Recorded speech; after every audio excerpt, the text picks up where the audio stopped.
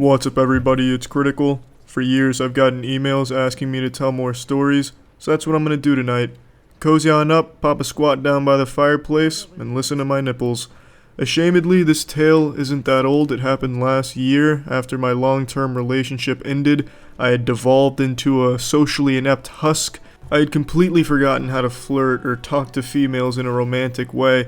It was bad. Every time I even tried to talk to a girl, I sounded like a troglodyte ODing on sleeping pills, and God forbid a girl ever made the mistake of starting a conversation with me. They would soon find out that I was fundamentally fluent in aphasia. The shit that was coming out of my mouth was just unintelligible. It was downright disrespectful to humanity how bad I was at flirting. But there's one night in particular that I still lose sleep over when I think back on. One event that to this day, when I'm about to ejaculate, makes my penis tingle in an unpleasant way. It was the very first weekend after my breakup, and I was going to a bar with my friends. I was going out with the intent of just drinking and having a good time and not worrying about anything. But my friend's sister insisted she wingman me that night, and I knew deep down in my soul that it would be a fucking train wreck. The night was darker than usual, the moon tucked away behind the clouds as if trying to cover its eyes and shield itself from the awkwardness that was about to unfold at this poor little bar. As if the moon knew just how shitty this experiment was going to turn out. But anyways, in my friend's sister's defense, she was an outstanding wingman, but the odds were stacked against her because she was trying to wingman a fucking sinking ship of social skills. So she was taking me to meet everyone at the bar. We met a ton of people. She was just dragging me along like I was her suitcase, except this suitcase wasn't filled with clothes or toiletries, it was just filled with awkwardness. And nothing too noteworthy happened. I managed to meet all of these new people without shitting my britches, which was a Herculean task, so that's an accomplishment that I'm very proud of. But then the very last two people we met will forever be etched into my memory. It was two attractive women, just casually drinking at one of the tables by the bar, as the bar was clearing out since it was getting late. The weatherman may have predicted cloudy with moderate humidity, but what he couldn't predict, what no one could have predicted, was the storm of awkwardness that was about to befall the area. My friend approached them the same as she had all the others, and as I trailed behind her, I could feel something deep inside of me pulling me, as if a future version of myself was trying to yank me away from the situation so I wouldn't have this memory. But alas, I disregarded the feeling and continued forward, each step towards their table, a new scar that I bear. We make it to the table. Small talk begins. Names are exchanged. I instantly forget both of their names, but I remember how I introduced myself to them. I extended my hand for a handshake like I'm conducting a fucking business meeting. Oh yes, ladies, I'll need the stock reports on my desk, 8 a.m. sharp.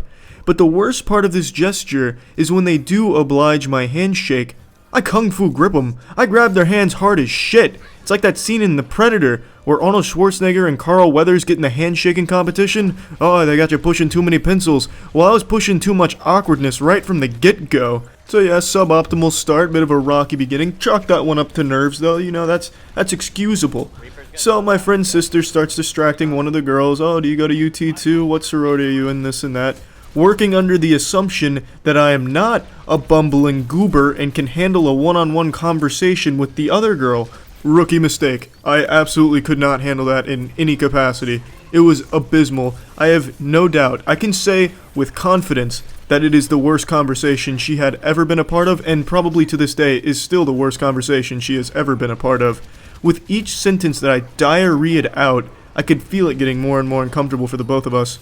So, do you like alcohol? I mean, it's a good beverage. Envelope adhesives, how do they keep those damn things together? You know, some strong shit. Oh, this is some nice shoes. I like shoes. I wear shoes sometimes, too. I don't wear shoes when I sleep, though. I take shoes off when I sleep. I'm not weird. I don't take the shoes. It was fucking miserable. And this continues for about 15 or 20 minutes. I don't know how she resisted the urge to just puke in my face, but she just let me keep going. I'm just over here hooting and hollering about our universe being a simulation or some shit. And then eventually she gets so bored, and I'm confused because I'm having a conversation with myself in my head, and I'm having one with her. So I was just, by the end of it, I didn't know if I was talking to myself or talking to her. It was just a weird situation altogether. But she gets so bored, and she puts the kibosh on it. She says, "Look, I've been having a shit week, and I just want to go home with a guy tonight, okay?" And then she puts her hand on my hand. And then I looked her in the eyes. We locked eyes for a minute. and I said to her, "Well, you're gonna have to hurry up because the bar's clearing out. I wish you the best of luck finding a guy, but if you don't find one, I'll eat your pussy for a little bit if you want." That is verbatim what I said to her in response to that. I could never forget those words. They're burned into my brain. The second those escaped my mouth, I became sober. I was inebriated going into it. I said that, and then I could have flown a fucking plane at that point. I could feel my asshole pucker. My anus was becoming the universe. It was like every cell in my body was being bludgeoned by a cactus.